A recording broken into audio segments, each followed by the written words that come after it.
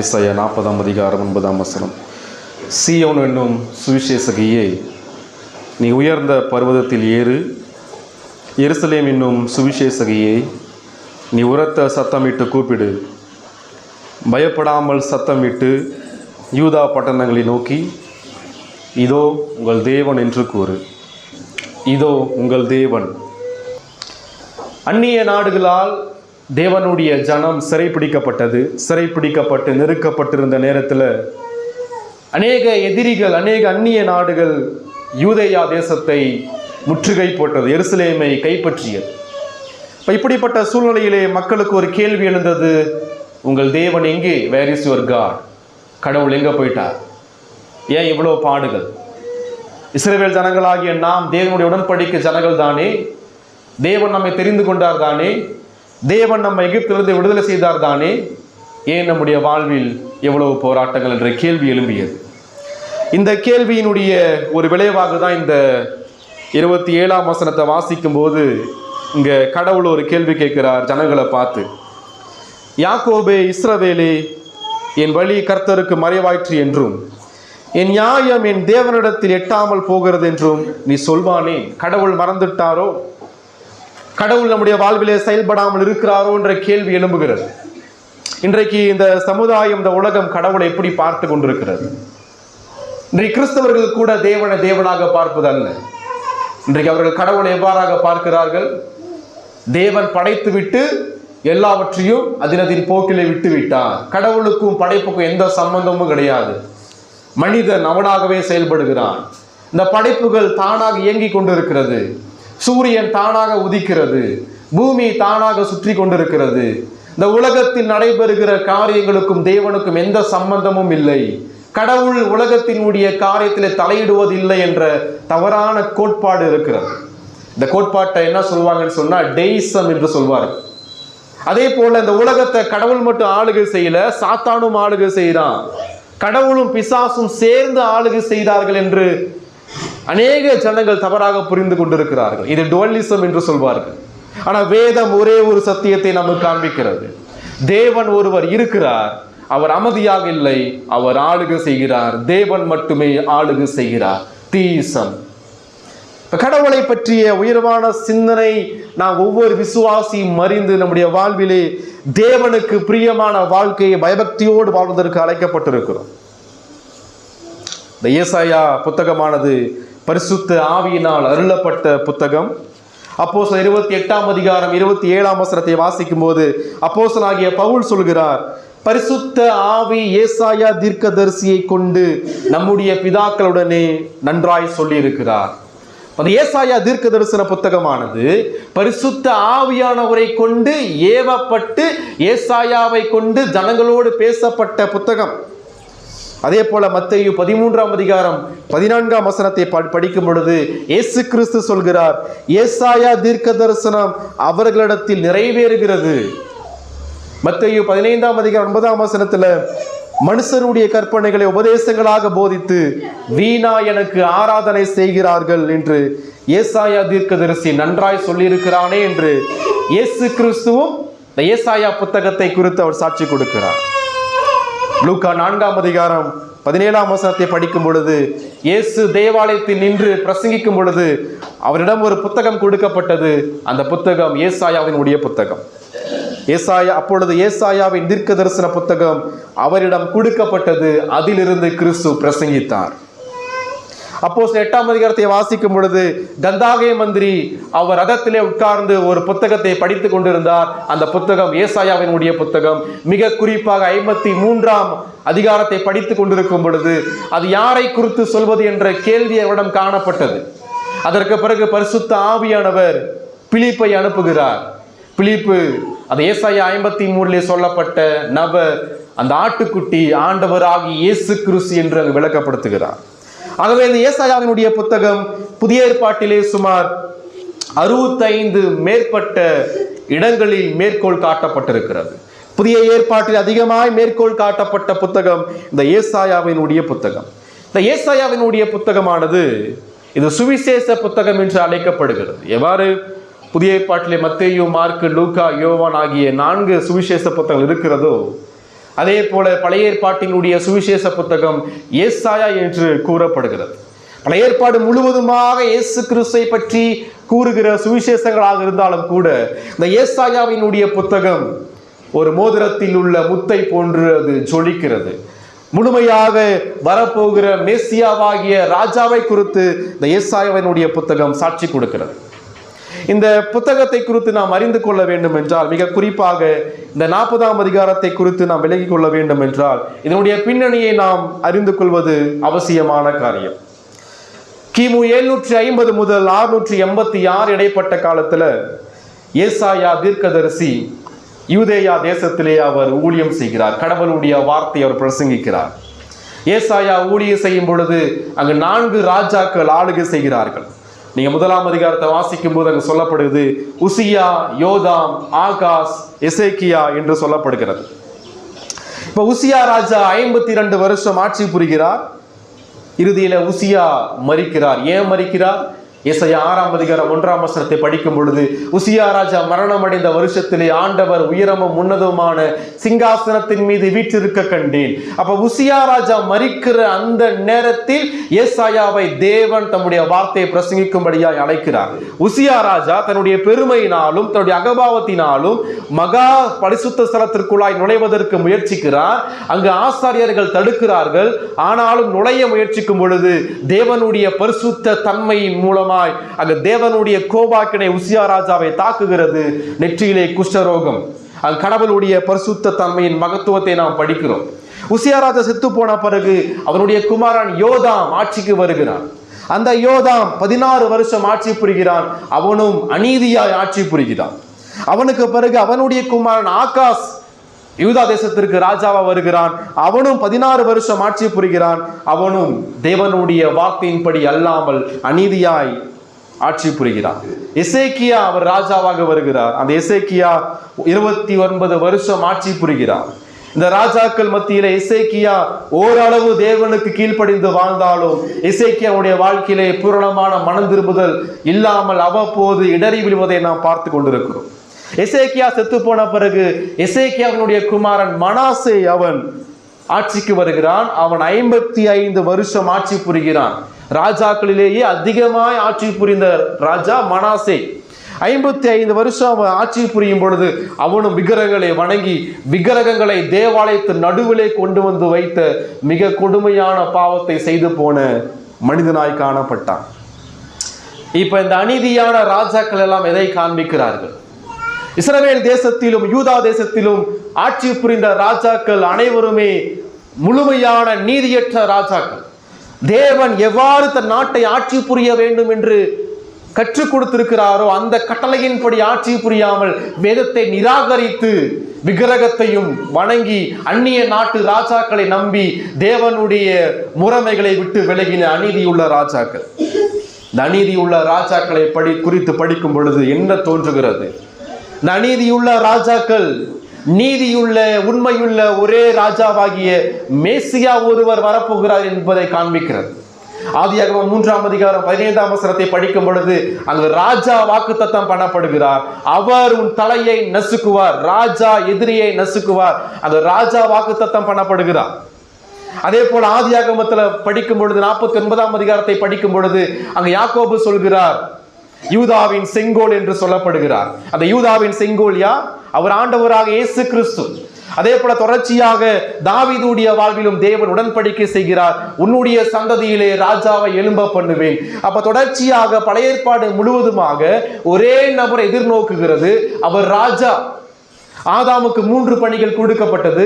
ஆதாம் தீர்க்கதரிசியாக இருக்க வேண்டும், ஆதாம் ராஜாவாக இருக்க வேண்டும், ஆதாம் பிரதான ஆசாரியனாக இருக்க வேண்டும். ஆனால் ஆதாம் தன்னுடைய பாவத்திலே 3 பணிகளையும் அவன் சீர்குலைத்து போட்ட பாவியாக மாறி போனான். எனவே அவனுடைய வழியிலே காணப்பட்ட நாம் அனைவரும் அவ்வாறாகவே காணப்படுகிறோம். எனவே 2ஆம் ஆதாமாகிய ஆண்டவராக இயேசு கிறிஸ்து தேவனுடைய நியாயப்பிரமாணத்திற்கு முழுமையாய் கீழ்ப்படிந்து முழுமையான பூரண தீர்க்கதரிசியாக, பூரண பிரதான ஆசாரியனாக, பூரண ராஜாவாக வருவார் என்பதுதான் பழைய ஏற்பாட்டினுடைய செய்தி. இந்த ஏசாயா புத்தகத்தை வாசிக்கும் பொழுது ஜனங்கள் பாவத்தின் மீது பாவம் செய்கிறார்கள், 1ஆம் அதிகாரம் 21ஆம் வசனத்தை பாருங்க. ஏசாயா 1ஆம் அதிகாரம் 21ஆம் வசனத்தை படிக்கும் பொழுது, உண்மையுள்ள நகரம் எப்படி வேசியாய் போயிற்று, அது நியாயத்தால் நிறைந்திருந்தது, நீதி அதில் கொடி கொண்டிருந்தது, இப்பொழுதோ அதன் குடிகள் கொலை பாதகர். அதே போல 59ஆம் அதிகாரம் 2ஆம் வசனம், ஏசாயா 59:2, உங்கள் அக்கிரமங்களே உங்களுக்கும் உங்கள் தேவனுக்கும் நடுவாக பிரிவினை உண்டாக்குகிறது, உங்கள் பாவங்களே அவர் உங்களுக்கு செவி கொடாதபடிக்கு அவருடைய முகத்தை உங்களுக்கு மறைக்கிறது. இங்க அடிப்படையான பிரச்சனை பாவம். பாவம் எங்க இருக்கோ அங்க தேவனுடைய கோபாக்கின இருக்கும். தேவனுடைய கோபம் எங்க இருக்கோ அங்க மரணம் உறுதி, மனம் திரும்புதல் இல்லைன்னு சொன்னா. அதே போலதான் இங்க நாம் படிக்கிறோம், ஜனங்கள் பாவம் செய்யும் பொழுது கடவுள் தன்னுடைய ஜனங்களை சீர்படுத்துவதற்கு, தன்னுடைய ஜனங்களுக்கு மனம் திரும்புதலை கொடுப்பதற்கு அந்நிய ராஜாக்களை தேவன் எழுப்புகிறார். அந்நியருடைய கையிலே ஒப்பு கொடுக்கிறார். அந்நியருடைய கையிலே தேவன் தன் ஜனங்களை ஒப்பு கொடுக்கிறார். மீண்டும் தனது கிருபையின்படி மீட்கிறார். ஆனாலும் அங்கு எந்த நாட்டை தேவன் எதிராக எழுப்பினாரோ அதே நாட்டு ராஜாக்கள் மீது நியாய தீர்ப்பு செய்து அவர்களை அழிக்கிறார். இங்க நம்ம தேவனுடைய ரட்சிப்பையும் பார்க்கிறோம், தேவனுடைய நியாய தீர்ப்பையும் பார்க்கிறோம். இந்த ஜனங்கள், இந்த யூத ஜனங்கள் தங்களுடைய பிரச்சனைகள் மத்தியிலே, தங்களுடைய பாடுகள் மத்தியிலே, நெருக்கடிகள் மத்தியிலே சோர்ந்து போனவர்களாக என்ன செய்யறாங்கன்னு சொன்னா, அந்நிய நாட்டு ராஜாக்களை நம்புகிறார்கள். அது மாத்திரமல்ல, அந்நிய தேவர்களையும் நம்பினார்கள், விக்கிரகங்களை நம்பினார்கள், தங்களுக்குள்ளாய் நம்பிக்கை வைத்தார்கள், தாங்களை நம்பினார்கள், யூத அதிகாரிகளை நம்பினார்கள். ஆனா யாரை நம்பல? தேவனை நம்பவில்லை. தேவனை மறந்து போனார்கள். 39ஆம் அதிகாரத்தை படிக்கும் பொழுது, பாபிலோன் தேசத்திலிருந்து எசேக்கியாவிடம் வருகிறார்கள்.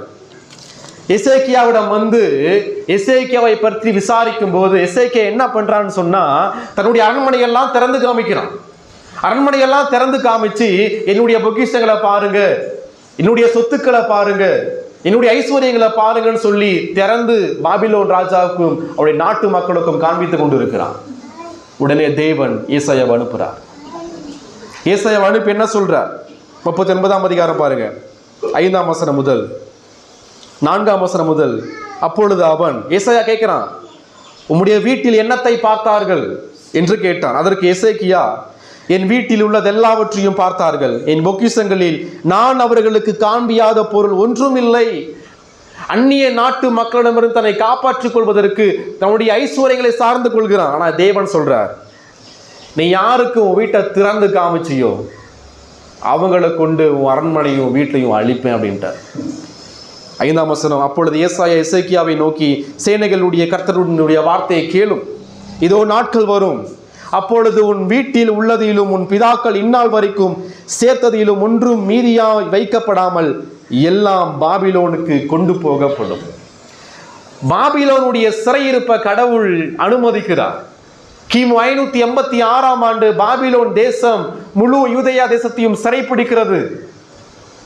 காரணம் என்ன? எசேக்கியா ராஜா உடைய சொத்துக்களையும் ஐஸ்வர்யம் நம்பி அந்நிய நாட்டை அவன் சார்ந்து கொள்ள முயற்சித்தான்.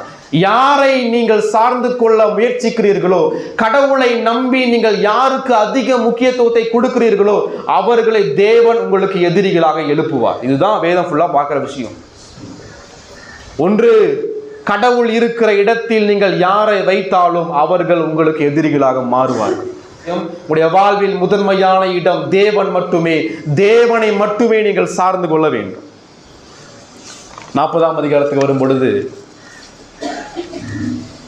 புதிய அத்தியாயம் ஆரம்பமாகிறது. இந்த ஏசாயா புத்தகம் 66 அதிகாரங்களை உள்ளடக்கி இருக்கிறது. முழு வேதாகமும் 66 புத்தகத்தை கொண்டிருப்பது போல ஏசாயாவினுடைய புத்தகம் 66 அதிகாரத்தை கொண்டிருக்கிறது. முதல் 39 அதிகாரங்கள் பாவத்தை குறித்தும் தேவனுடைய கோபத்தை குறித்தும் நியாய தீர்ப்பை குறித்தும் பேசுகிறது. அடுத்த 27 அதிகாரங்கள் சுவிசேஷ செய்தியை குறித்து பிரசங்கிக்கிறது. மேசியாவை குறித்து மிக ஆழமாக பிரசங்கிக்கிறது. அந்த மேசியா வருவார், அவர் ராஜாவாக வருவார், அவர் நமக்காக மரிப்பார், அடக்கம் பண்ணப்படுவார், உயிர் தெழுவார் என்பதை மீதி 27 அதிகாரம் பிரசங்கிக்கிறது. இந்த 39 அதிகாரம் பழைய ஏற்பாட்டினுடைய நிழலாட்டமாய் காணப்படுகிறது. அடுத்த 27 அதிகாரம் புதிய ஏற்பாட்டினுடைய நிழலாய் காணப்படுகிறது. முதல் 39 அதிகாரம் சொல்கிறது இயேசு கிறிஸ்துவை நீதியுள்ள ராஜா என்று சொல்கிறது. அடுத்த 27 அதிகாரம் சொல்கிறது அந்த நீதியுள்ள ராஜா தன்னை தாசனாக மாற்றி, வேலைக்காரனாக மாற்றி, நீங்களும் நானும் கடைபிடிக்க தவறிய நியாயப்பிரமாணத்தை நமக்கு பதிலாய் கடைபிடித்து, நமக்கு பதிலாய் தேவ கோபத்தை சுமந்து, தேவனால் நொறுக்கப்பட்டு இரத்தத்தை சிந்தி நமக்காக மரிப்பார், அடக்கம் பண்ணப்படுவார், உயிர்த்தெழுவார் என்ற சுவிசேஷத்தை நமக்கு அறிவிக்கிறது. இந்த 40ஆம் அதிகாரத்தை நாம் சிந்திக்கும் பொழுது எவ்வாறு மத்தேயு சுவிசேஷத்தை வாசிக்கும் பொழுது ஒரு புத்துணர்ச்சி உண்டாகிறதோ, அதே போல இந்த 40ஆம் அதிகாரத்தை வாசிக்கும் பொழுது தேவனுடைய அனாதி கிருபையும், தேவனுடைய அனாதி இரக்கமும், அவருடைய நீடிய பொறுமையும், அவருடைய நீடிய சாந்தமும் பாவிகள் மீது எவ்வாறு கொடுக்கப்படுகிறது என்ற சத்தியத்தை காண்பிக்கிறது. 3 விதமாக இந்த 40ஆம் அதிகாரத்தை நாம் பார்க்க போகிறோம். முதலாவது 1ஆம் வசனம் முதல் 9ஆம் வசனம் வரைக்கும் தேவனுடைய செய்தி. 10ஆம் வசனம் முதல் 25ஆம் வசனம் வரைக்கும் தேவனுடைய மகத்துவங்கள். 26ஆம் வசனம் வரைக்கும் 31ஆம் வசனம் வரை தேவனுடைய மக்களுக்கு அளிக்கப்படும் பலன். இது கடவுளுடைய வார்த்தை, இது பரிசுத்த ஆவியானவர் பேசுகிற வார்த்தை. முதலாவது சிந்திக்கும் பொழுது 1ஆம் வசனம் முதல் 9ஆம் வசனம் வரைக்கும் பார்க்கும் பொழுது இங்கு தேவன் 4 விதமான செய்திகளை 4 விதமான செய்தியாளர்கள் மூலமாய் தனது மக்களுக்கு அவர் அறிவிக்கிறார். 1ஆம் வசனம் முதல் 2ஆம் வசனம் வரைக்கும் சிந்திக்கும் பொழுது என் ஜனத்தை ஆற்றுங்கள், தேற்றுங்கள், எருசலேமுடன் பட்சமாய் பேசியதின் போர் முடிந்தது என்றும் அதன் அக்கிரமம் நிவர்த்தியாயிற்று என்றும் அது தன் சகல பாவங்கள் நிமித்தமும் கர்த்தரின் கையில் இரட்டிப்பாய் அடைந்து தீர்ந்தது என்றும் அதற்கு கூறுங்கள் என்று உங்களுக்கு தேவன் சொல்கிறார். இப்ப இந்த முதலாவது செய்தி தீர்க்கதரிசிகள் மூலமாய் ஜனங்களுக்கு அறிவிக்கப்படுகின்ற செய்தி. ஏசாயா வாழும் பொழுது ஏசாயாவினுடைய காலத்திலே அநேக தீர்க்கதரிசிகள் காணப்பட்டார்கள். உதாரணமாக ஓசியா, ஆமோஸ், மீகா இவர்கள் அனைவரும் ஏசாயா வாழ்ந்த காலத்திலே இஸ்ரவேல் நாட்டிலும் யூத நாட்டிலும் கடவுளுடைய வார்த்தை குறித்து பிரசங்கித்த மனிதர்கள். இப்ப கடவுள் தனது தீர்க்கதரிசிகளை பார்த்து ஒரு விஷயத்தை சொல்றார், நீங்க போய் என் ஜனங்களை ஆற்றுங்கள், தேற்றுங்கள் அப்படின்றார். அப்ப ஏன் ஆற்ற வேண்டும், ஏன் தேற்ற வேண்டும்? ஏன் சொன்னாங்க ஆறுதலும் தேறுதலும் இல்லை? ஏன் ஆறுதலும் தேறுதலும் இல்லை? அடிப்படையான பிரச்சனை ஜனங்களுடைய அக்கிரமம், ஜனங்களுடைய பாவம். அப்ப பாவம் ஒருபோதும் உங்களுடைய வாழ்க்கையில ஆறுதலையும் தேறுதலையும் சமாதானத்தையும் சந்தோஷத்தையும் மகிழ்ச்சியும் ஒருபோதும் கொடுக்காது. எனவேதான் இங்க தேவன் ஒரு செய்தி அனுப்புறார். ஆறுதலும் தேறுதலும் மற்ற ஜனங்களுக்கு, இருளில் காணப்படுகிற ஜனங்களுக்கு, சமாதானம் இல்லாமல் காணப்படுகிற ஜனங்களுக்கு, போராட்டத்தோடு காணப்படுகிற ஜனங்களுக்கு, பாவத்தின் அடிமைத்தனத்திலே வாழ்கிற ஜனங்களுக்கு ஒரு நற்செய்தி உண்டு. அவர்களை ஆற்றுங்கள், தேற்றுங்கள். இப்ப இந்த ஆறுதலும் தேறுதலும் எங்கிருந்து கிடைக்கும்? யார் தேற்ற முடியும்? தேவன் தன்னுடைய தீர்க்கதரிசிகளை அனுப்பி ஜனங்களை தேற்றுகிறார் என்றால் அந்த தீர்க்கதரிசிகள் யார் மூலமாய் தேற்றுகிறார்கள்? அவர்கள் பிரசங்கித்த இயேசு கிறிஸ்து மூலமாய் தேற்றுகிறார்கள். எப்பொழுது ஆறுதலும் தேறுதலும் கிடைக்கும்? எப்பொழுது நீங்களும் நானும் நம்முடைய வாழ்வில தெய்வீக சமாதானத்தையும் சந்தோஷத்தையும் தேறுதலையும் ஆறுதலையும் அடைய முடியும்? 2ஆம் வசனம், நம்முடைய போர் முடியும் பொழுது,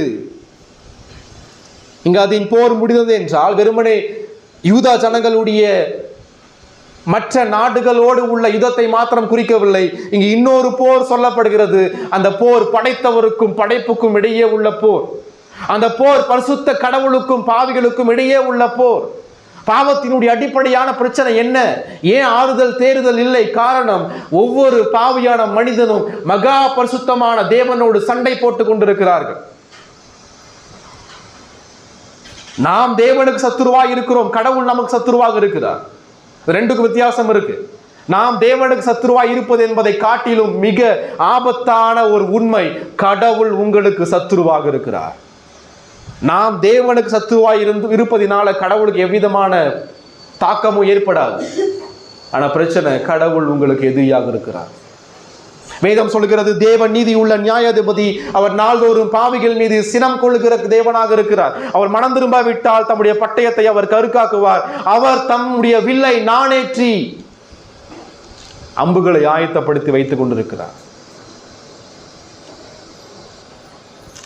அது மாத்திரமல்ல, அக்கிரமம் மிகுதியாய் நம்முடைய வாழ்விலே பெருகி இருக்கிறது. இங்க 2ஆம் வசனம் சொல்லுது, போர், அக்கிரமம், சகல பாவங்கள். இதுதான் நம்முடைய வாழ்வில் தேர்தல் இல்லாததற்கான அடிப்படையான காரணம்.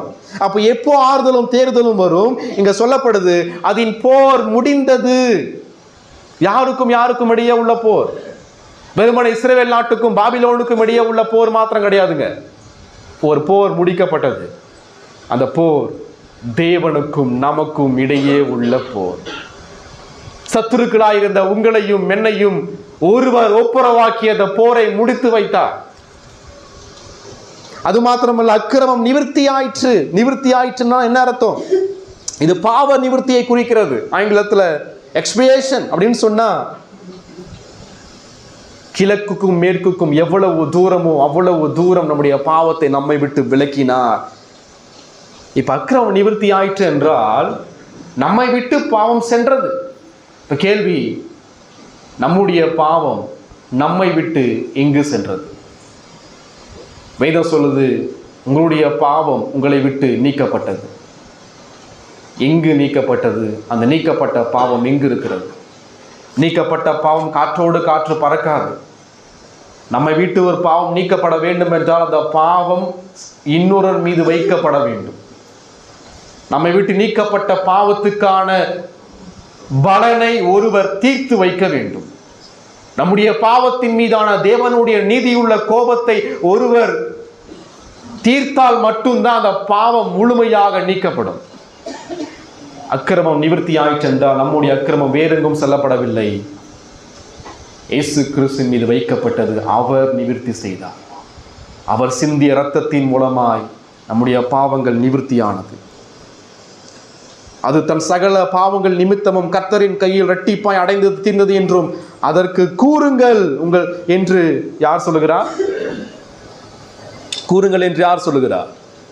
உங்கள் தேவன் சொல்லுகிறார். முதலாவது செய்தி தீர்க்கதரிசிகள் மூலமாய் யூதா ஜனங்களுக்கு அறிவிக்கப்படுகிறது. என்ன செய்தி? இயேசு உங்களுடைய பாவங்களுக்காக மரித்து பாவ நிவர்த்தி செய்தார். எனவே ஆறுதல் அடையுங்கள், தேறுதல் அடையுங்கள். இந்த நாளிலே ஒன்று கூடியிருக்கிற நீங்களும் நானும் இந்த நாளில் நாம் மகிழ்ச்சி அடைய வேண்டிய காரியம் என்ன? உங்களுக்காக எனக்காக இயேசு கிறிஸ்து மரித்திருக்கிறார். உங்களுக்காக எனக்காக பிரதான ஆசாரியனாய் இருக்கிற இயேசு கிறிஸ்து ரத்தத்தை சிந்தி உயிர்த்தெழுந்து பரிந்து பேசிக் கொண்டிருக்கிறார். எனவே ஆறுதல் அடையுங்கள்.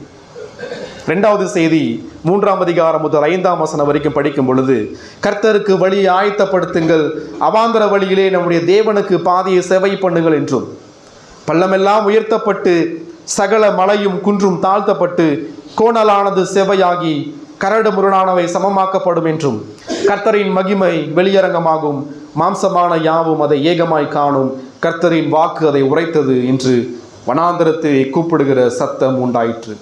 2வது செய்தி, 2வது செய்தியாளர் யார்? 2வது செய்தியாளர் யோவான் ஸ்நானகர். இதெல்லாம் புதிய ஏற்பாடு முழுவதுமாய் படிக்கிறோம். புதிய ஏற்பாட்டை வாசிக்கும் பொழுது மத்தேயு 3ஆம் அதிகாரம் 3ஆம் வசனம், மார்க் 1ஆம் அதிகாரம் 3ஆம் வசனம், லூக்கா 3ஆம் அதிகாரம் 4ஆம் வசனம், யோவான் 1ஆம் அதிகாரம் 23ஆம் வசனம் படிக்கும் பொழுது இங்கு வாக்குத்தத்தம் பண்ணப்பட்ட, இங்கு முன்னுரைக்கப்பட்ட அந்த வனாந்தரத்திலே கூப்பிடுகிற சத்தம் யார்? அவர் யோவான் ஸ்நானகன். இப்ப யோவான் ஸ்நானகன் மூலமாய் ஒரு செய்தி கொடுக்கப்படுகிறது. என்ன செய்தி? கர்த்தருக்கு வழியை ஆயத்தப்படுத்துங்கள். நல்லா கவனிங்க. எப்படி நாம் ஆறுதல் அடைய முடியும்? எப்படி தேர்தல் அடைய முடியும்? நம்முடைய பாவங்கள் நிவர்த்தியாக்கப்பட்டா மட்டும்தான், நம்முடைய போர் முடிக்கப்பட்டா மட்டும்தான். அப்போ எப்போ நம்ம போர் முடிக்கப்படும்? எப்போ நம்முடைய பாவம் நிவர்த்தியாக்கப்படும்? கர்த்தர் வரணும்.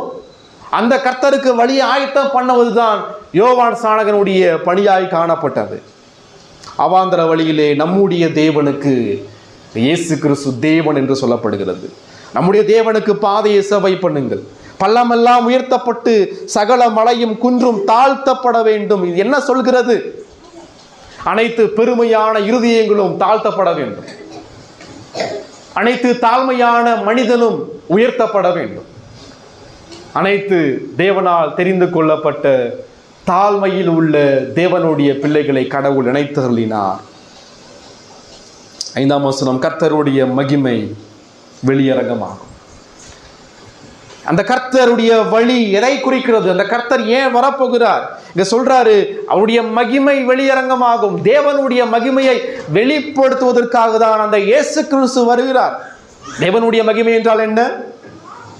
43ஆம் அதிகாரம் 7ஆம் வசனம் சொல்கிறது, நான் என் மகிமைக்கென்று சிருஷ்டித்து உருவாக்கி படைத்து என் நாமம் தரிக்கப்பட்ட யாவரையும் கொண்டு வா என்பேன். 48ஆம் அதிகாரம் 11ஆம் வசனம் எவ்வாறு சொல்கிறது, என் மகிமையை நான் வேறு ஒருவருக்கும் கொடேன். தேவனுடைய மகிமை என்றால் என்ன?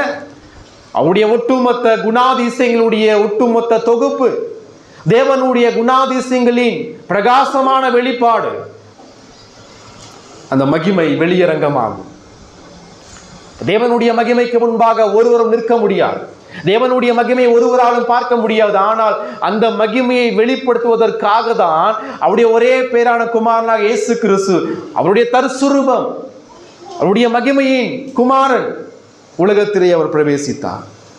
யோவான் 1ஆம் அதிகாரம் 14ஆம் வசனம், அவருடைய மகிமையை கண்டோம், அது பிதாவுக்கு ஒரே பேரானவருடைய மகிமைக்கு ஏற்ற மகிமையாகவே இருந்தது. இங்க படிக்கிறோம், ஏசாயா 40ஆம் அதிகாரத்திலே மாம்சமான யாவும் அதை ஏகமாய் காணும். இங்க சொல்லப்பட்ட மாம்சமான யாவும் என்றால் இந்த உலகத்திலே வாழக்கூடிய அனைத்து மனிதனும் அல்ல. இங்க மாம்சமான யாவும் என்பது தேவனால் முன் குறிக்கப்பட்ட மக்கள். காரணம் என்ன?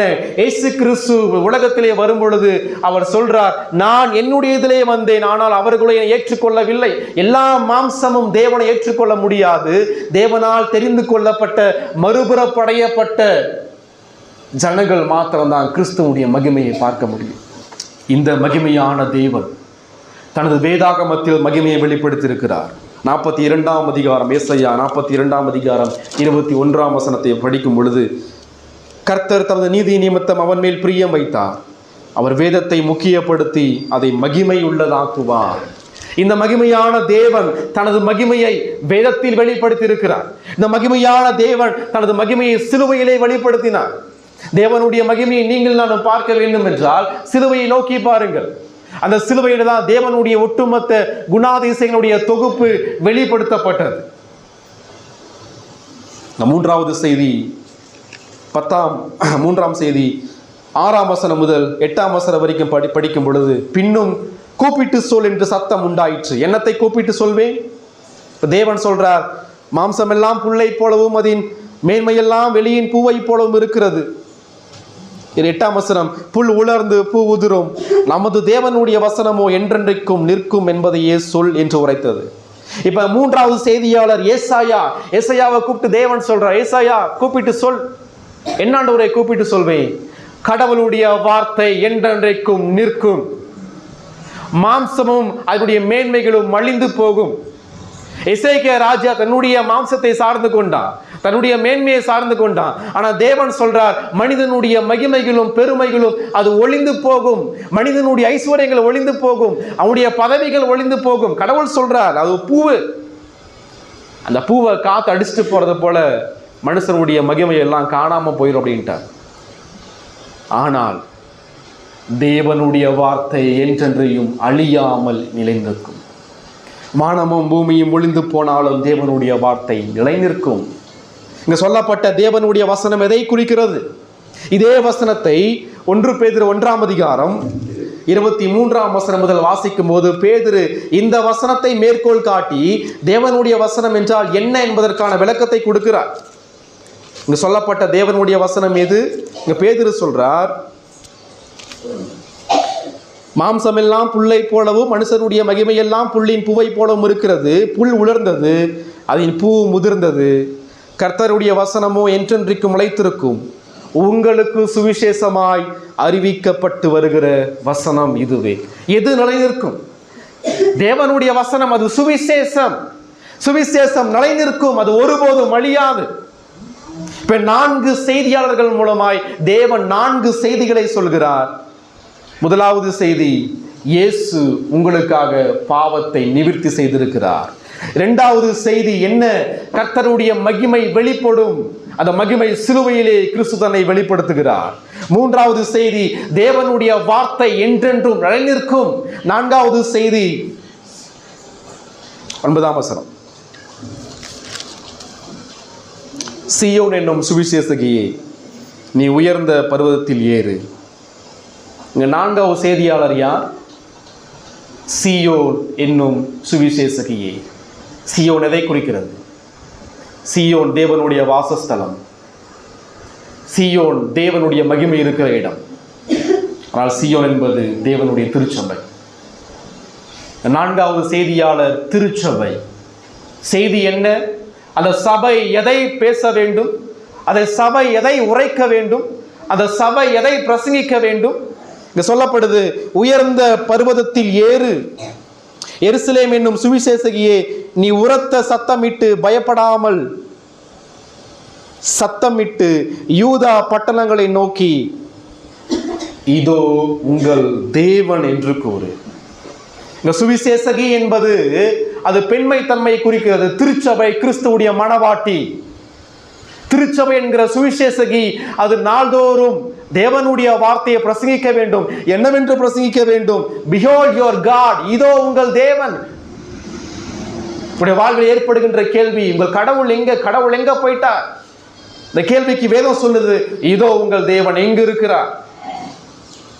52ஆம் அதிகாரம் திருப்பிக் கொள்ளுங்கள். எசையா 52ஆம் அதிகாரம் 6ஆம் வசனம் 7ஆம் வசனம். வேதத்தை பாருங்க. இது நிமித்தம் என் ஜனங்களின் நாமத்தை அறிவார்கள், இதை சொல்லுகிறவர் நானே என்று அக்காலத்திலே அறிவார்கள். இதோ இங்கே இருக்கிறேன் என்று கர்த்தர் சொல்லுகிறார். கர்த்தர் எங்கே இருக்கிறார்? இங்கே இருக்கிறேன் என்று சொல்லுகிறார். 7ஆம் வசனம், சமாதானத்தை கூறி நற்காரியங்களை சுவிசேஷமாய் அறிவித்து இரட்சிப்பை பிரசித்தப்படுத்தி. சபையினுடைய பணியை பாருங்க. உன் தேவன் ராஜரிகம் பண்ணுகிறார் என்று சீயோனுக்கு சொல்லுகிற சுவிசேஷகனுடைய பாதங்கள் மலைகளின் மேல் எவ்வளவு அழகா இருக்கின்றன. திருச்சபையினுடைய நோக்கம் கடவுளை பிரசங்கிப்பது, கடவுளுடைய மகிமையை பிரசங்கிப்பது. மிக முக்கியமாக உங்கள் தேவன் ராஜரிகம் பண்ணுகிறார் என்ற சத்தியத்தை பேசுவது. தேவன் ஒருவர் இருக்கிறார், அவர் ராஜரிகம் பண்ணுகிறார், அவர் எல்லாவற்றையும் ராஜரிகம் பண்ணுகிறார், அவர் எப்பொழுதும் ராஜரிகம் பண்ணுகிறார், தம்முடைய மகிமைக்காகவும் நன்மைக்காகவும் ராஜரிகம் பண்ணுகிறார். அந்த ராஜரிகத்தை உலகத்தில் ஒருவனாலும் தடுக்க முடியாது. தேவன் ராஜரிகம் பண்ணுகிறார். இந்த 4 செய்திகளை நாம் பார்க்கும் பொழுது பொதுவான ஒரே ஒரு சத்தியம், 4 செய்தியாளர்களை யார் அனுப்புவது? கூப்பிட்டு சொல்லு என்ற கட்டளையை யார் கொடுப்பது? தேவன். ஏசாயாவாகவே போய் பேச முடியாது, ஏசாயாவாகவே சுவிசேஷம் அறிவிக்க முடியாது. அதே போல எதை அறிவிக்க வேண்டும் என்பதை கூறுவது யார்?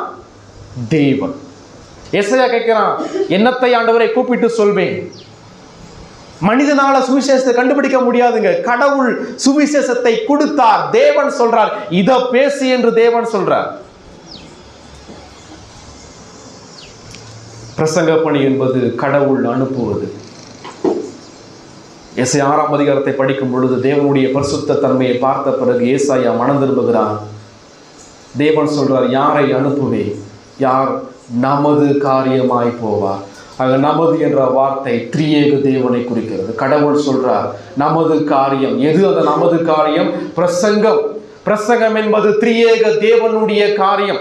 பிரசங்கம் என்பது திரியேக தேவனை மையப்படுத்தி இருப்பது. பிரசங்கம் என்பது திரியேக தேவன் பேசுவது. அப்ப திருச்சபையில் ஒவ்வொரு முறையும் கடவுளுடைய வார்த்தை பேசப்படும் பொழுது அங்கு தேவன் இருக்கிறார், அங்கு தேவன் அனுப்புகிறார் பிரசங்கியை. 1 கொரிந்தியர் 1ஆம் அதிகாரம் 17ஆம் வசனத்தை படிக்கும் பொழுது அப்போஸ்தலனாகிய பவுல் சொல்றார், ஞானஸ்நானத்தை கொடுக்கும்படி கிறிஸ்து என்னை அனுப்பவில்லை, சுவிசேஷத்தை பிரசங்கிக்கவே அனுப்பினார். Christ sent. சபையினுடைய பிரசங்கிகள் தேவனால் அனுப்பப்பட்டவர்கள், தேவனுடைய சார்பிலே தேவனுடைய வாயாக இருந்து பேசக்கூடியவர்கள். அது பயபக்திக்குரிய பணியாக இருக்கிறது. எனவே தேவன் அங்கு பேசுகிறபடியால் விசுவாசிகளுடைய உங்களுடைய ரெஸ்பான்ஸ் எவ்விதமாக இருக்க வேண்டும்? உடைய அணுகுமுறை பிரசங்கத்தின் மீதான, தேவனுடைய வார்த்தை மீதான அணுகுமுறை எவ்வாறாக இருக்க வேண்டும்? ஒவ்வொரு முறையும் கடவுளுடைய வார்த்தை திறந்து தேவனுடைய வார்த்தை பிரசங்கிக்கப்படும் பொழுது வேதம் சொல்லுகிறது, இயேசு இங்கிருந்து பிரசங்கிக்கிறார், இயேசு சுவிசேஷத்தை பிரசங்கிக்கிறார், இயேசு தம்மை தாமே பிரசங்கிக்கிறார். மெய்யான பிரசங்கம் என்பது திரியேக தேவனுடைய பிரசங்கத்தை உள்ளடக்கிறதா இருக்கிறது. பிரசங்கத்தினுடைய நோக்கம் பிதாவினுடைய மகிமை. பிரசங்கத்தினுடைய அஸ்திபாரம் சிலுவையில் அறையப்பட்ட இயேசு கிறிஸ்து. பிரசங்கத்தினுடைய வல்லமை பரிசுத்த ஆவியானவருடைய பலன். இந்த மூன்றும் இல்லாமல் பேசுகின்ற வார்த்தை தேவனுடைய வார்த்தையாக இருக்க முடியாது. இரண்டாவது செய்தி, தேவனுடைய மகத்துவங்கள். 9ஆம் வசனம் முதல் படிக்கும் பொழுது சபை ஒரு சத்தியத்தை பேச வேண்டும். அது இதோ உங்கள் தேவன் என்ற சத்தியம். இப்ப கேள்வி, அந்த தேவன் யார்? இதோ என்ற வார்த்தை எதை குறிக்கிறது? இதோ என்றால் வந்து பாருங்கள் என்ற அர்த்தம். மூடப்பட்ட ஒரு பொருள் திறக்கப்பட்டிருக்கிறது என்ற அர்த்தம். தேவனுடைய மகிமை மூடப்பட்டது, இப்பொழுது அது திறக்கப்பட்டிருக்கிறது. யாரால் திறக்கப்பட்டிருக்கிறது? தேவனுடைய மகிமை யாரால் திறக்க முடியும்? அதே தேவனால் மாத்திரம் தான் திறக்க முடியும். இயேசு கிறிஸ்து தேவனுடைய மகிமையை நாம் பார்க்கும்படி நம்மை அந்த மகா ஸ்தலத்திற்குள்ளாக மாம்சமான திரையின் வழியாய் கூட்டி சென்றிருக்கிறார். இதோ தேவன் என்று சொல்லப்படவில்லை. இதோ யாருடைய தேவன்? உங்கள் தேவன். எகிப்தியனுடைய தேவன் அல்ல, அசிரியாவுடைய தேவன் அல்ல, பாபிலோனுடைய தேவன் அல்ல, உங்கள் தேவன். இந்த உங்கள் தேவன் என்ற வார்த்தை எதை குறிக்கிறது? உபாகமத்தை வாசிக்கும் பொழுது சுமார் 250 முறைக்கும் மேற்பட்ட நேரத்தில் உங்கள் தேவனாகிய கர்த்தர், உங்கள் தேவனாகிய கர்த்தர், உங்கள் தேவனாகிய கர்த்தர் என்ற வார்த்தை பயன்படுத்தப்பட்டிருக்கிறது. இந்த வார்த்தை எதை குறிக்கிறது? தேவனுடைய உடன்படிக்கையை குறிக்கிறது. தேவனற்று வாழ்ந்திருந்த உங்களையும் என்னையும், தேவனை விட்டு புறந்தள்ளி வாழ்ந்திருந்த உங்களையும் என்னையும், தேவனுக்கு சத்துருக்களாய் வாழ்ந்த உங்களையும் என்னையும் அவருடைய பிள்ளைகளாய் மாற்றினார். அவர் நம்முடைய தேவனாக மாறினார். நம்மை அவருடைய பிள்ளைகளாக மாற்றி அப்பா பிதாவை என்று கூப்பிடப்படுகிற புத்திர சுவிகாரத்தையும் ஐக்கியத்தையும் கொடுத்து நாம் எப்பொழுதும் அவர் என்னுடைய தேவன் என்று உரிமையோடு அழைக்கும்படியான உடன்படிக்கையை தேவன் செய்திருக்கிறார். தேவன் உங்கள் தேவனாக இருக்கிறாரா? பிதாவாகிய தேவன் உங்கள் பிதாவா இருக்கிறாரா? இயேசு கிறிஸ்து உங்களுடைய இரட்சகராக இருக்கிறாரா? பவுல் சொல்றார், என் கர்த்தராக இயேசு கிறிஸ்து இஸ் மை லார்ட். அவர் என்னுடைய இரட்சகர். இந்த உரிமையை பாராட்ட முடியுமா? உங்களால உரிமையோடு சொல்ல முடியுமா? என்னுடைய இரட்சகர். ஆவியானவர் யார்? அவர் என்னுடைய தேற்றரவாளர், என்னுடைய சத்திய ஆவியானவர், எனக்குள்ளாக வாசமா இருக்கிறவர் என்ற அந்த ஐக்கியமும் உரிமையும் உங்களுக்குள்ள காணப்படுகிறதா? இதோ உங்கள் தேவன். யார் அந்த தேவன்? அந்த தேவனுடைய மகத்துவங்கள் என்ன? இங்க 10ஆம் வசனம் 11ஆம் வசனத்தை படிக்கும் பொழுது இயேசு கிறிஸ்துவை குறிக்கிறது. இயேசு கிறிஸ்து இரண்டாம் வருகையை குறிக்கிறது. அவர் பராக்கிரமசாலியாய் வருவார். அவர் தமது புயத்தினால் அரசாளுவார். அவர் ராஜா, கிறிஸ்து ராஜா. அவர் அளிக்கும் பலன் அவரோடு கூட வருகிறது. அவர் நியாயாதிபதி. அது மாத்திரமல்ல, 11ஆம் வசனம், அவர் மெய்ப்பர், இயேசு மெய்ப்பர். 12ஆம் வசனம் முதல் படிக்கும் பொழுது தேவனுடைய மகத்துவங்களை குறித்து படிக்கிறோம். கடவுள் எவ்வளவு பெரிய கடவுள், கடவுளுடைய மகிமை எவ்வளவு மேன்மையான சத்தியத்தை நமக்கு கொடுக்கிறது என்ற காரியத்தை நாம் சிந்திக்கிறோம். வசனங்களை படிக்கும் பொழுது நாம் ஏசாயாவை போல உயரமும் உன்னதமான சிங்காசனத்தின் மீது வீற்றிருக்கிற சேனையில் கர்த்தர் பரிசுத்தர் பரிசுத்தர் பரிசுத்தராய் இருக்கக்கூடிய தேவனுக்கு முன்பாக நாம் நுழைகிறோம். இந்த தேவனுடைய குணாதிசயங்களை பயம் இல்லாமல் நம்மால் வாசிக்க முடியாது. தேவனுடைய மகத்துவத்தையும் அவருடைய மேன்மைகளையும் எவ்விதமான உணர்வும் இல்லாமல் வாசிக்க முடியாது. உண்மையாகவே தேவனுடைய மகத்துவத்தை இறுதிய பூர்வமாக பார்த்தீர்கள் என்றால் ஏசாயாவை போல ஐயோ நான் அதமானேன் என்ற மனம் திரும்புதல் உங்களிடம் எழவில்லை என்றால் நீங்கள் இன்னும் தேவனை பார்க்கவில்லை என்ற அர்த்தம். 12ஆம் வசனம் முதல் படிக்கும் பொழுது தேவனுடைய மகத்துவத்தை படைப்பில் நாம் பார்க்கிறோம். தேவன் தன்னுடைய மகத்துவங்களை படைப்பில் வெளிப்படுத்தியிருக்கிறார். 12ஆம் வசனம் சொல்லுது, தண்ணீர்களை தமது கைப்பிடியால் அளந்து வானங்களை ஜானளவாய் பிரமாணித்து பூமியின் மண்ணை மரக்காலில் அடக்கி பர்வதங்களை தூளாக்கோளோடும் மலைகளை தராசிலும் நிறுத்தவர் யார்? இங்க சொல்றாரு, தண்ணீர்கள் என்பது சமுத்திரத்தை குறிக்கிறது. இங்க இருக்கிற நீங்கள் நானும் நம்முடைய உள்ளங்கையில் எவ்வளவு தண்ணீரை அடக்க முடியும்? ஒரு ஸ்பூன் தண்ணீரை மட்டும்தான் அடக்க முடியும். ஆனால் தேவன் முழு சமுத்திரத்தையும் தன்னுடைய கையில் பிடித்திருக்கிறார். சமுத்திரம் என்பது இந்த பூமியிலே 4/3 பகுதி. அந்த சமுத்திரத்தினுடைய ஆழம் சுமார் 11 கிலோமீட்டருக்கும் அதிகமான ஆழம் கொண்ட சமுத்திரங்கள் காணப்படுகிறது. எண்ணிக்கை கடங்காத உயிரினங்கள் சமுத்திரத்திலே வாழ்ந்து கொண்டிருக்கிறது. யோபு 38ஆம் அதிகாரம் 8ஆம் வசனம் முதல் படிக்கும் பொழுது அங்கு தேவன் சொல்றார், சமுத்திரத்தை பார்த்து அவர் கட்டளையிடுகிறார், நான் அதற்கு எல்லையை குறித்து அதற்கு தாழ்பாளங்களையும் கதவுகளையும் போட்டு இம்மட்டும் வா, மிஞ்சி வராதே, உன் அலைகளின் பெருமை இங்கே அடங்க கடவுது என்றார். சமுத்திரத்தின் மீதான தேவனுடைய சர்வ இறையாண்மை. கடவுள் இருக்கிறதுனால தான் கடல் தண்ணி எல்லாம் உலகத்துல வந்து முழு பூமி நிரப்பாதபடிக்கு இருக்கிறது. 3 பகுதி தண்ணி ஒரு பகுதி நிலத்தை அழிக்கணும்னா ரொம்ப சாதாரணமாக அழிச்சிடும். ஆனால் ஏன் அழிக்கலை? இன்னும் கடவுள் ஒவ்வொரு அலைகளுக்கும் தடையை வைத்து இது வரைக்கும் வா, ஒரு எல்லையை குறித்திருக்கிறார். அந்த எல்லையை தாண்டி ஒரு அலை கூட முன்னேறாது. இந்த உலகத்தில் எவ்வளவு கடற்கரை இருக்கிறது, ஒரு நாளைக்கு எவ்வளவு அலைகள் வந்து செல்கிறது.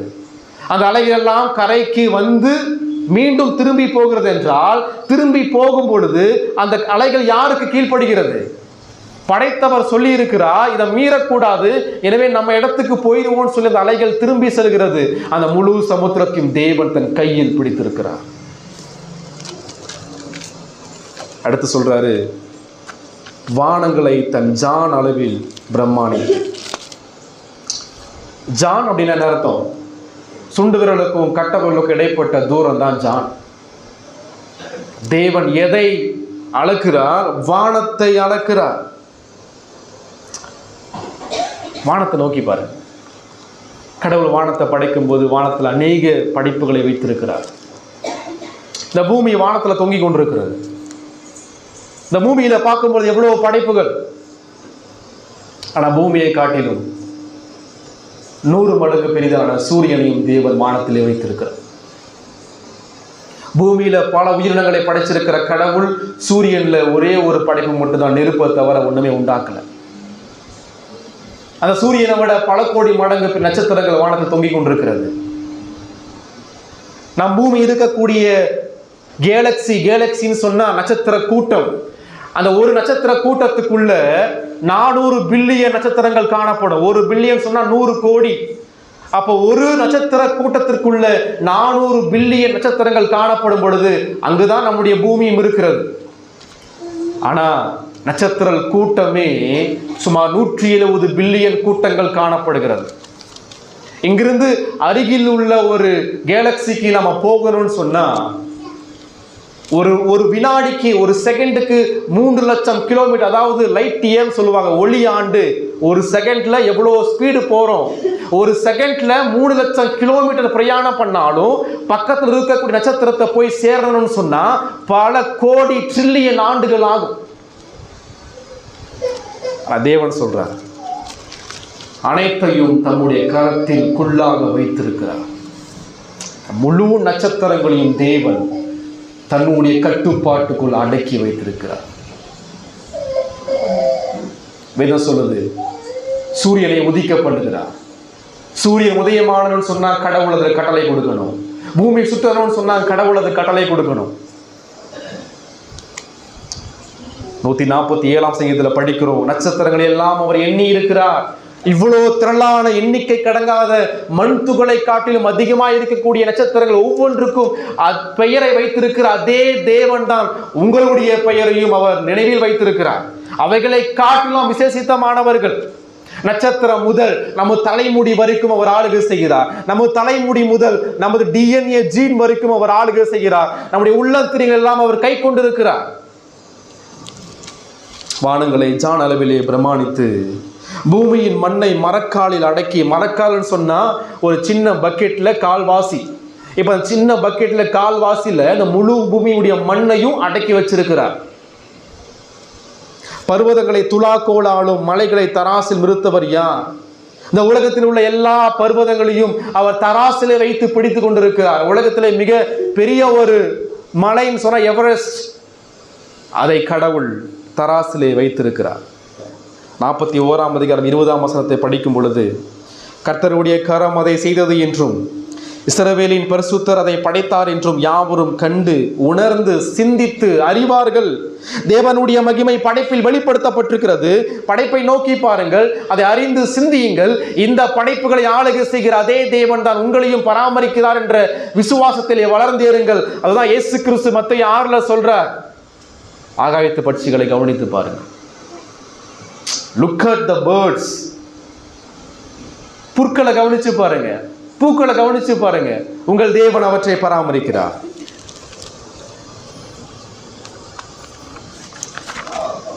அது மாத்திரமல்ல, தேவன் எல்லையில்லா ஞானம் உள்ளவர். 13ஆம் வசனம் முதல் படிக்கும் பொழுது, கர்த்தருடைய ஆவியை அளவிட்டு அவருக்கு ஆலோசனைக்காரனாய் இருந்து அவருக்கு போதித்தவன் யார்? தமக்கு அறிவை உணர்த்தவும், தம்மை நியாய வழியிலே உபதேசிக்கவும், தமக்கு ஞானத்தை கற்றுக் கொடுக்கவும், தமக்கு விவேகத்தின் வழி அறிவிக்கவும் அவர் யாரோடு ஆலோசனை பண்ணினார்?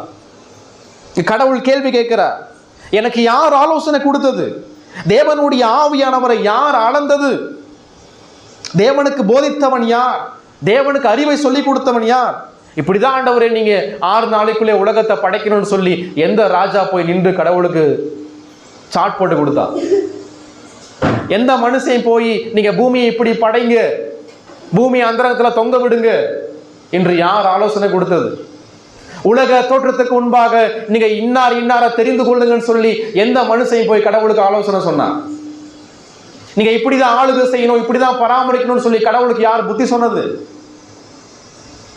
பாவிகளுடைய கண்களிலே பைத்தியமாய் தோன்றுகின்ற அந்த சிலுவை மரணத்தின் மூலமாய் ஒரு கூட்ட மக்களை ரட்சியுங்கன்னு சொல்லி இந்த ஆலோசனையை கடவுளுக்கு சொல்லிக் கொடுத்தது யார்? யாருமே கிடையாது. யோபுவை பார்த்து தேவன் ஒரு கேள்வி கேட்கிறார். நான் பூமிக்கு அஸ்திபார போட்ட போது எங்கே இருந்தாய்? என்ன கேள்வி கேட்கிறல்ல, நான் ஒரு கேள்வி கேட்கிறேன் அப்படின்றார் கடவுள். என்ன கேள்வி? நான் உலகத்தை படைக்கும் போது எங்க இருந்த? இங்கிருந்த நீங்கள் நானும் வெளிச்சத்தையும் வானத்தையும் பூமியையும் படைக்கும் போது எங்க இருந்தோம்? கடவுள் ஞானத்தில் சிறந்தவர். ரோமர் 11ஆம் அதிகாரம் 33ஆம் வசனம் முதல் அங்க படிக்கிறோம். தேவனுடைய ஞானம் எவ்வளவு பெருசு! தேவனுடைய ஐஸ்வர்யம், ஞானம் என்பவர்களின் ஆழம் எவ்வளவா இருக்கிறது! அவருடைய நியாய தீர்ப்புகள் அளவிடப்பட முடியாதவைகள், அவருடைய வழிகள் ஆராயப்படாதவைகள். கர்த்தருடைய சிந்தை அறிந்தவன் யார்? அவருக்கு ஆலோசனைக்காரனாய் இருந்தவன் யார்? தனக்கு பதில் கிடைக்கும்படி முந்தி அவருக்கு ஒன்றை கொடுத்தவன் யார்? சகலமும் அவராலும் அவர் மூலமாயும் அவருக்காகவும் இருக்கிறது. அவருக்கே என்றென்றைக்கும் மகிமை உண்டாவதாக. ஆமென். ஏன் தேவனுக்கு மட்டுமே மகிமை? காரணம், அவருக்கு புத்தி சொல்வதற்கு ஒருவனும் இல்லை, அவருக்கு ஆலோசனை சொல்ல ஒருவனும் இல்லை. நீங்கள் நானும் உபத்திரவத்தின் மத்தியிலே, பாடுகள் மத்தியிலே கடவுளை சார்ந்து கொள்ளாமல் மனிதனையும் உலகத்தையும் பணத்தையும் ஐஸ்வர்யத்தையும் சார்ந்து கொள்ளும் பொழுது நாம் தேவனை மறக்கிறோம். தேவனை காட்டிலும் புத்திவான், தேவனை காட்டிலும் நான் ஞானவான் என்று அங்கு சொல்கிறோம். தேவனுடைய மகிமையை நாம் அங்கு தாக்குகிறோம். ஆனால் தேவனுடைய ஞானம் என்பது உலகம் உண்டாவதற்கு முன்பாகவே எல்லாவற்றையும் அது தீர்மானித்து வைத்திருக்கிறது. தேவனுடைய ஞானம் எல்லாவற்றையும் அது சித்தம் கொண்டிருக்கிறது. எப்பொழுது உங்களையும் என்னையும் அவர் தெரிந்து கொண்டாரோ அப்பொழுது மகிமை அடைதலையும் அவர் முன்குறித்து விட்டார். அப்ப தெரிந்து கொள்ளுதல் முதல் மகிமையிடுதல் வரைக்கும் இடைப்பட்ட நமது காலம், நமது வாழ்க்கை, நமது நாட்கள், நமது வருடங்கள், நமது குடும்பம், நமது பிள்ளைகள், நம்முடைய திருச்சபை, நமது வேலை எல்லாவற்றையும் பிதாவாகிய தேவன் முன்குறித்து தீர்மானித்து வைத்தார். அது மாத்திரமல்ல, தேவனுடைய மகத்துவம் என்பது எல்லா நாடுகளையும் ராஜாக்களையும் ஆளுகிறார். 15ஆம் வசனம் சொல்கிறது, இதோ ஜாதிகள் ஏற்ற சாலில் தொங்கும் துளி போல. ஜாதிகள் என்றால் நாடுகள். நாடு என்று சொல்லப்படவில்லை, நாடுகள், எல்லா நாடுகளும். எகிப்தாக இருந்தாலும் சரி, எகிப்தியர், அம்மோன், மோவாபியர், பெலிஸ்தியர், அசிரியர், பாபிலோன், அமெரிக்கர்கள், இந்தியர்கள், ரஷ்யா, யாராக எந்த நாடாக இருந்தாலும் தேவனுடைய பார்வையில் ஏற்ற சாலில் தொங்கும் துளி. அப்படின்னா ஒரு பக்கெட்ல ஒரு சின்ன டிராப், ஒரு துளி தண்ணி வெளியே கீழே கசிந்து வழியும் போது அது எப்படி இருக்குமோ அதுதான் இந்த உலகத்தினுடைய நாடுகளும் ராஜாக்களும் தேவனுடைய பார்வை. ஒரு பக்கெட்ல ஃபுல்லா தண்ணி இருக்கிறதுக்கு வித்தியாசம் இருக்கு. அதே பக்கெட்ல ஒரு சின்ன துளி பக்கெட்டை விட்டு வெளியே கீழே விழுவதற்கும் வித்தியாசம் இருக்கு. அந்த சிறிய துளி தான் இந்த நாடுகளும் ராஜாக்களும் கடவுளுடைய பார்வையில் இருக்கிறார்கள். அது மாத்திரமல்லங்க, சொல்றாரு, தராசிலே படியும் தூசி. தராசிலே படியும் தூசி இது எப்படி நம்ம கணக்கிடுவது? ஒரு கடைக்கு போய் கொஞ்சம் ஆப்பிள் வாங்கும் பொழுது அந்த ஆப்பிளை தொடச்சி கொடுங்க, தூசி வெயிட்டை காமிக்கும் சொல்லுவோமா? தூசிக்கு வெயிட் கிடையாது, எடையே கிடையாது. ஆனால் சொல்றாரு அவங்க தூசியை போல அப்படின்ற. அப்படின்னா என்ன அர்த்தம்? ஒன்றுமில்லை அப்படின்னு சொல்லி அர்த்தம். இந்த உலகத்தினுடைய அதிகாரமிக்க ராஜாக்களும் நாடுகளும் தேவனுடைய பார்வையில ஒன்றுமில்லாத சூனியத்திலும் சூனியமாக இருக்கிறார்கள். தீவுகளை ஒரு அணுவை போல தூக்குகிறார். அணுன்னா என்ன அர்த்தம்? அணு என்பது நுண்ணோக்கியின் மூலமாய் ரொம்ப ஆழமா பார்த்தா மட்டும்தான் அதனுடைய அணு கண்களுக்கு தெரியும். எதை சொல்லுதுன்னு சொன்னா, இந்த உலகமும் மனிதனும் தேவனுடைய பார்வையில ஒன்றுமே கிடையாது. கடவுள் மட்டும்தான் உயர்ந்தவர், மகத்துவமானவர். அந்த கடவுளை தான் நீங்களும் நானும் ஆராதிக்க வந்திருக்கோம். 16ஆம் வசனம் சொல்லுகிறது, லீபனோன் எரிக்கும் விறகுக்கு போதாது, அதில் உள்ள மிருக ஜீவன்கள் தகன பலிக்கும் போதாது. லீபனோன் என்றால் அது பெரிய ஒரு வனாந்திரம், காடு, அடர்ந்தியான காடு. அதில் மிகப்பெரிய விறகுகள் காணப்பட்டது. அதில் உள்ள விறகை தான், அதில் உள்ள மரத்தை தான் சாலமோன் ராஜா 1 ராஜாக்கள் 5ஆம் அதிகாரத்தை படிக்கும் பொழுது அங்கு லீபனோன் மரத்தின் மூலமாக தான் தேவாலயத்தை கட்டுகிறார். அந்த லீபனோன் மரத்தை சாதாரணமாக கொண்டு வர முடியாது. சாலமோன் ராஜா தன் ஞானத்தை பயன்படுத்தி கடல் வழியா கொண்டு வந்தான். கடல் வழியா கப்பலை கொண்டு அந்த லீபனோன் மரத்தை கட் பண்ணி சுமக்க முடியாது, அவ்வளோ வெயிட். அந்த லீபனோன் மரத்தை கொண்டு வந்து தேவாலயத்தை கட்டினா. நாங்கள் இங்க படிக்கிறோம், அந்த லீபனோன் மரங்கள் கூட எரிகிற விறகுக்கு போதாது. அதில் உள்ள மிருக ஜீவன்கள் எதற்கு போதாது? தகன பலிக்கு போதாது. என்ன சொல்ற? தகன பலின்னு சொன்னா பலி செலுத்துதலை குறிக்கிறது. தகன பலி ஏன் அவசியம்? காரணம், தேவன் பரிசுத்தர், நான் பாவி. எனவே என்னுடைய ஆராதனை ஒருபோதும் கடவுளை திருப்திப்படுத்த முடியாது. இந்த இடத்துல சிந்திக்கிறோம், தேவனுடைய பரிசுத்த தன்மை எவ்வளவு உயர்ந்தது, பெரியது. அந்த லீபனோனில் உள்ள எல்லா மரங்களையும் வெட்டி பலி செலுத்துவதற்கு விறகா கொடுத்தாலும் தேவனுடைய பரிசுத்தத்தை நிவர்த்தி செய்ய முடியாது. லீபனோன் காட்டில் உள்ள அனைத்து மிருகத்தையும் கொண்டு வந்து பலி செலுத்தினாலும் தகன பலியாக கொடுத்தாலும் தேவனுடைய பரிசுத்த தன்மைக்கு முன்பாக நிற்க முடியாது. இது என்ன சொல்லுதுன்னு சொன்னா, உங்களுடைய ஆராதனையும் என்னுடைய ஆராதனையும் அது அற்பமானது. அது ஒருபோதும் தேவனை மகிமைப்படுத்தாது. லீபனோனுடைய பலிகளை காட்டிலும் இன்னொரு பலி வரப்போகிறது. லீபனோனுடைய மரங்களுடைய பலிகளை காட்டிலும், அனைத்து ஆட்டுக்குட்டிகளுடைய பலிகளை காட்டிலும், அனைத்து சர்வாங்க தகன பலிகளை காட்டிலும் இன்னொரு பலி வரப்போகிறது. அந்த பலி ஒன்று மாத்திரம்தான் உங்களுக்காக, எனக்காக தேவனுடைய பரிசுத்த தன்மைக்கு முன்பாக நின்று நம்முடைய பாவத்தை நிவர்த்தி செய்து தேவ கோபத்தை நம்மை விட்டு அகற்றும் அந்த பலி ஆண்டவராக இயேசு கிறிஸ்து. எனவேதான் எபிரேயர்ல படிக்கிறோம். எபிரேயர் 10ஆம் அதிகாரம் 6 முதல் 7 வரைக்கும் படிக்கும் பொழுது, நீர் தகன பலிகளையும் சர்வாங்க தகன பலி விரும்பாமல் இருக்கிறீர், எனவே இப்பொழுது நான் வருகிறேன் ஆண்டவரேன்னு சொல்லி இயேசு கிறிஸ்து சொல்றார். பிதாவாகிய தேவனுடைய பரிசுத்தத்தை பூர்த்தி செய்ய எந்த தகன பலிகளும் போதாது. எனவே மிக பிரதானமான மேன்மையான பலியாகிய இயேசு கிறிஸ்து உலகத்திலே வந்தார். இயேசு கிறிஸ்து உலகம் உண்டாவதற்கு முன்பாகவே முன் குறிக்கப்பட்ட தேவ ஆட்டுக்குட்டி. அவர் சொல்றார், புஸ்தக சுருளில் என்னை குறித்து எழுதப்பட்டிருக்கிறது. அப்ப தன்னைத்தானே பலி செலுத்தும்படியாக யாரும் கட்டாயப்படுத்தி கிறிஸ்துவை கொண்டு வரவில்லை. கிறிஸ்துவாகவே, அவராகவே தன்னைத்தான் பலி செலுத்தும்படி தன்னை பிதாவுக்கு ஒப்பு கொடுத்திருக்கிறார். தேவனுடைய பரிசுத்த தன்மை எவ்வளவு மகத்துவமானது. யாத்திராகமம் 15:11 வாசிக்கிறோம், கர்த்தாவே தேவர்களில் உமக்கு ஒப்பானவர் யார், பரிசுத்தத்தில் மகத்துவம் உள்ளவரும். 25ஆம் வசனத்தில் படிக்கிறோம், என்று பரிசுத்தர் சொல்லுகிறார். நீங்கள் நானும் ஆராதிக்கிற கடவுள் அவர் பரிசுத்தமான கடவுள். அவர் தன் படைப்புகளை காட்டிலும் உயர்ந்தவர். பாவிகள் மீது சினம் கொள்ளுகிற தேவன். அவர் பாவம் செய்யாத தூய்மையானவர். 22ஆம் வசனத்தை படிக்கும் பொழுது தேவனுடைய பராமரிப்பை நாம் பார்க்கிறோம். தேவனுடைய பராமரிப்பினுடைய மகத்துவங்கள். அவர் பூமி உருண்டையின் மேல் வீற்றிருக்கிறவர். பூமி உருண்டை என்பதை யார் கண்டுபிடித்தது? அநேக விஞ்ஞானிகள் என்று சொல்கிறார்கள் பூமி தட்டையானது, பிளாட் எர்த், பூமி தட்டையாக இருக்கும்னு சொல்றாங்க. அதற்கு பிறகுதான் கண்டுபிடிச்சாங்க பூமி உருண்டை. ஆனால் இன்றைய அறிவியல் ஆராய்ச்சியாளர் கண்டுபிடிப்பதற்கு முன்பாகவே பல ஆயிரம் ஆண்டுகளுக்கு முன்பாக ஏசாயாவின் மூலமாய் தேவன் ஒரு செய்தியை சொல்றார். இந்த பூமி தட்டையானது அல்ல, இந்த பூமி உருண்டையாக இருக்கிறது, அது தொங்க விடப்பட்டிருக்கிறது, அதன் மீது தேவன் வீற்றிருக்கிறார். எனவே வேதம் அது பொய் உரையாதது, வேதம் தெளிவானது.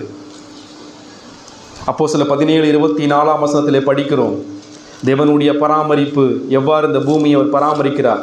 அப்போஸ்தலர் 17:24, உலகத்தையும் அதில் உள்ள யாவற்றையும் உண்டாக்கின தேவனானவர் வானத்திற்கும் பூமிக்கும் ஆண்டவராய் இருக்கிறபடியால் கைகளினால் கட்டப்பட்ட கோவில்களில் அவர் வாசம் பண்ணுகிறதில்லை. எல்லாருக்கும் ஜீவனையும் சுவாசத்தையும் சகலத்தையும் கொடுக்கிற அவர். 26ஆம் வசனம் பாருங்க, மனுஷ ஜாதியான சகல ஜனங்களையும் அவர் ஒரே இரத்தத்தினாலே தோன்ற பண்ணி, ஆதாம் ஒரே இரத்தத்தினாலே தோன்ற பண்ணி பூமியின் மீது எங்கும் குடியிருக்க செய்து முன் தீர்மானிக்கப்பட்ட காலங்களையும் அவர் குடியிருப்பின் எல்லைகளையும் குறித்திருக்கிறார். யார் எங்கெங்க இருக்கணும் என்பதை கடவுள் தீர்மானிக்கிறார். அவருடைய வீடுகளை கொடுக்கிறார். அவருடைய வாழ்க்கையில என்ன தீர்மானிக்கப்பட்டதோ அதை தேவன் செயல்படுத்துகிறார். 42ஆம் அதிகாரம் ஏசாயா 5ஆம் வசனம், வானங்களை சிருஷ்டித்து அவைகளை விரித்து பூமியையும் அதிலே உற்பத்தி ஆகிறவைகளையும் பரப்பினவரும் அதில் இருக்கிற ஜனத்துக்கு சுவாசத்தையும் அதில் நடமாடுகிறவர்களுக்கு ஆவியையும் கொடுக்கிறவருமான கர்த்தராகிய தேவன் சொல்லுகிறதாவது. தேவன் பராமரிக்கிறார். 23ஆம் வசனம் முதல் 24ஆம் வசனம் வரைக்கும் பார்க்கும் பொழுது தேவனுடைய கோபத்தை பார்க்கிறோம். அந்நிய நாட்டினுடைய துன்மார்க்க ராஜாக்கள் மீதான கடவுளுடைய கோபத்தை பார்க்கிறோம். அவர்கள் அதன் குடிகள் வெட்டுக்கிளிகளை போல இருக்கிறார்கள் சொல்லப்படுது. அவர் பிரபுக்களை மாயையாக்கி பூமி நியாயாதிபதிகளை அவாந்தரமாக்குகிறார். இந்த உலகத்தினுடைய ராஜாக்கள் துன்மார்க்கர்கள் திருச்சபைக்கு எதிராக வந்தாலும் கூட கர்த்தருக்கு விரோதமாகவும் அவர் அபிஷேகம் பண்ணின இயேசுவுக்கு விரோதமாகவும் அவருடைய மனவாட்டிக்கு விரோதமாய் வரும் பொழுது தேவன் அங்கு போர் செய்கிறார். தேவன் தன் திருச்சபைக்காக யுத்தம் பண்ணுகிறார். தேவன் தன் திருச்சபையோடு நிற்கிறார். தன் மனைவி அவமானப்படுத்தப்படும் பொழுது தன் மனைவியை பாதுகாக்க மணவாளனாகிய ராஜா அங்கு நின்று கொண்டிருக்கிறார். 3வது காரியம் 26ஆம் வசனம் முதல் படிக்கும் பொழுது 31ஆம் வசனம் வரைக்கும் படிக்கும் பொழுது சோர்ந்து போயிருக்கிற திருச்சபைக்கான பலனை தேவன் கொடுக்கிறார். அவர் கேள்வி கேட்கிறார் பாருங்க, யாக்கோபே இஸ்ரவேலே, என் வழி கர்த்தருக்கு மறைவாயிற்று என்று நீ சொல்றியோ? உன் வழி எனக்கு தெரியாது நினைக்கிறியா? எல்லாவற்றையும் அறிந்த கடவுள், உன்னுடைய வழிகளை அறிந்திருக்கிறேன். யோபு 23ஆம் அதிகாரம் 10ஆம் வசனத்தை படிக்கும் பொழுது யோபு சொல்றார், நான் போகும் வழியை அவர் அறிந்திருக்கிறார். சென்ற ஆண்டு நாம் சென்ற வழி அவர் அறிந்திருக்கிறார். இந்த ஆண்டிலும் உயிரோடு இருக்கிற வரைக்கும் நாம் செல்லுகிற ஒவ்வொரு வழியையும் தேவன் அறிந்திருக்கிறார். 119ஆம் சங்கீதம் 168ஆம் வசனம், என் வழி கர்த்தருக்கு முன்பாக நிற்கிறது. தேவன் கேட்கிறார் பாருங்க 27ஆம் வசனத்துல மறுபடியும், என் நியாயம் என் தேவனிடத்தில் எட்டாமல் போகிறது என்று நீ சொல்வானே. ஏன் இப்படி சொல்ற? உன்னுடைய நியாயம் எனக்கு தெரியாது நினைக்கிறியா? உன்னுடைய அனைத்து பிரச்சனைகளும் உன்னுடைய வாழ்க்கையின் அனைத்து சூழ்நிலைகளையும் நான் அறிந்திருக்கிறேன். ஏன் இப்படி நீ தோண்டு போயிருக்கிற? ஏன் ஆவிக்குரிய வாழ்க்கையில பின்வாங்கி போயிருக்கிற? ஏன் ஒரு விசுவாசம் சோர்ந்து போயிருக்கு? உடைய விசுவாச குறைபாடு உனக்குள்ள கவலையை உண்டு பண்ணுகிறது. அந்த கவலை ஆத்துமாவை சோர்வடைய செய்கிறது. அந்த ஆத்துமா கிறிஸ்துவ ஓட்டத்திலே ஓட முடியாமல் உட்கார செய்கிறது.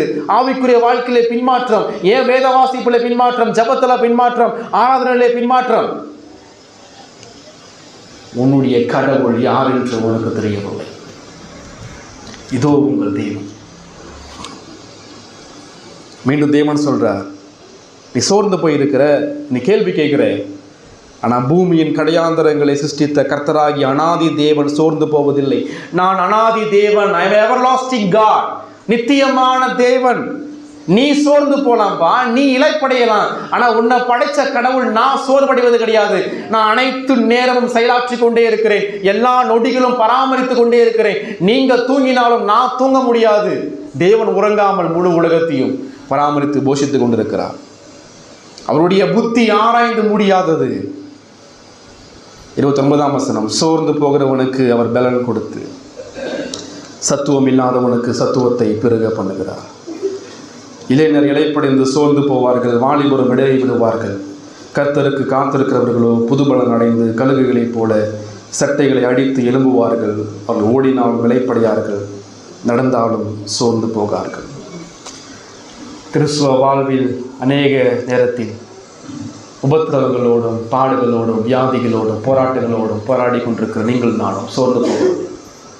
தேவன் நியமித்த ஓட்டத்திலே ஓடாமல் பின்வாங்கி போய் கொண்டிருக்கிறோம். ஆனால் தேவன் சொல்றார், நான் சோர்ந்து போகிறவனுக்கு பலனை கொடுக்கிறேன். சோர்வே வராது என்பது அர்த்தம் அல்ல, உபத்திரமே வராது என்று சொல்லப்படவில்லை, எந்த பிரச்சனையுமே வாழ்க்கையில் வராது என்று சொல்லப்படவில்லை. வியாதி வரும், பிரச்சனை வரும், தேவைகள் வரும், எல்லா போராட்டங்களும் வரும். ஆனால் அதன் மத்தியிலும் கடவுள் நம்மை பலப்படுத்துகிறார் என்றால் அவர் சர்வ வல்லமை உள்ள கடவுள். சோர்ந்து போயிருக்கிற ஆத்துமாவை தன்னிடம் திருப்புவதற்காக தேவன் செய்கிற காரியம் 26ஆம் வசனத்தை படிக்கும் போது அவர் சொல்றார், உங்கள் கண்களை ஏறெடுத்து பாருங்கள். எப்பெல்லாம் சோர்ந்து போறீங்களோ கண்களை ஏறெடுத்து பாருங்கள். அவளை சிருஷ்டித்தவர் யார்? அவைகளின் சேனையை லக்க திட்டமாய் புறப்பட பண்ணி அவைகள் எல்லாம் பேர் பேராக அழைக்கிறவர். அவருடைய மகா பலத்தினாலும் அவருடைய மகா வல்லமையினாலும் அவைகள் ஒன்றும் குறையாமல் இருக்கிறது. எப்போல்லாம் நம்முடைய வாழ்விலே சோர்வுகள் பலவீனங்கள் தாக்குகிறதோ படைப்பில் தேவனுடைய மகிமையை பாருங்கள், பராமரிப்பில் தேவனுடைய மகிமையை பாருங்கள், வேதத்தில் தேவனுடைய மகிமையை பாருங்கள், சிலுவையில் தேவனுடைய மகிமையை பாருங்கள், ரட்சிப்பில் தேவனுடைய மகிமையை பாருங்கள், சுவிசேஷத்தில் தேவனுடைய மகிமையை பாருங்கள்.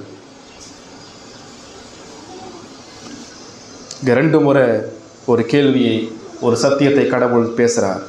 17ஆம் வசனமும் 25ஆம் வசனமும், 18ஆம் வசனம் 25ஆம் வசனமும். இப்படி இருக்க தேவனை யாருக்கு ஒப்பிடுவீர்கள்?